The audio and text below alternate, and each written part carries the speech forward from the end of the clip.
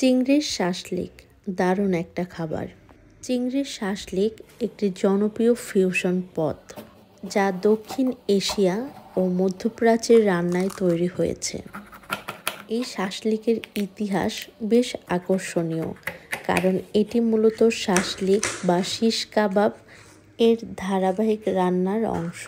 Shashlik শব্দটি এসেছে তুর্কির shish শব্দ থেকে। শিশ অর্থ হচ্ছে কাঠি, অর্থাৎ যে কোনো খাবারই কাঠিতে গাঁথা হলে সেটিকে শাসলিক বলা হয়। এই খাবারের প্রচলন শুরু হয় মধ্য এশিয়া ও ককেশান অঞ্চলে।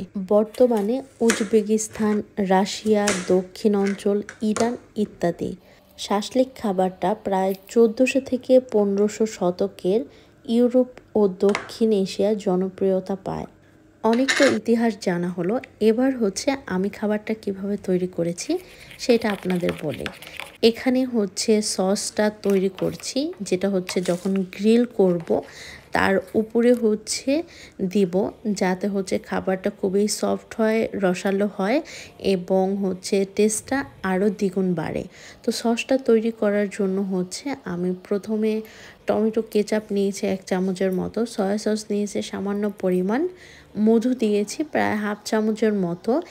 এরপরে যে কোনো টিক্কা মশলা 1/2 চামচের থেকে একটু কম দিয়েছি, খুব ভালো করে মিশিয়ে নিয়েছি। এরপর আমি একটা কাঠি নিয়েছি, যার মধ্যে হচ্ছে 2 ধরনের ক্যাপসিকাম এবং হচ্ছে পেঁয়াজ দিয়ে দিয়েছি। এরপর হচ্ছে চিংড়ি মাছটা দিয়েছি। দেখতেই পাচ্ছেন কিভাবে কাঠিতে গেঁথে নিয়েছি। তারপরে হচ্ছে প্যান নিয়েছি, প্যানের মধ্যে হচ্ছে বাটার দিয়েছি। এই জায়গায় যে কোনো ধরনের প্যান কিংবা হচ্ছে গ্রিল করার কোনো মেশিন থাকলে সেটাই দিলেই হবে। এরপরে বাটারটা যখন সাথে সাথে মেল্ট হয়ে গিয়েছে, তখন চিংড়ি মাছগুলো দিয়ে দিয়েছি। দিয়ে চুলার আঁচটা খুব স্লো করে প্রায় 15 মিনিটের মতো রান্না করে নিয়েছি, যাতে হচ্ছে সব কিছু খুব ভালো করে সিদ্ধ হয়। আর মাছটা আমি প্রথমে হচ্ছে 15 মিনিটের মতো লবণ দিয়ে রেখেছিলাম, যাতে লবণের পরিমাণটা ঠিক থাকে। এত মজা হয়েছিল, এত বেশি জুসিনেস, টেক্সচারটা এত সফট ছিল, খুবই মজার একটা খাবার।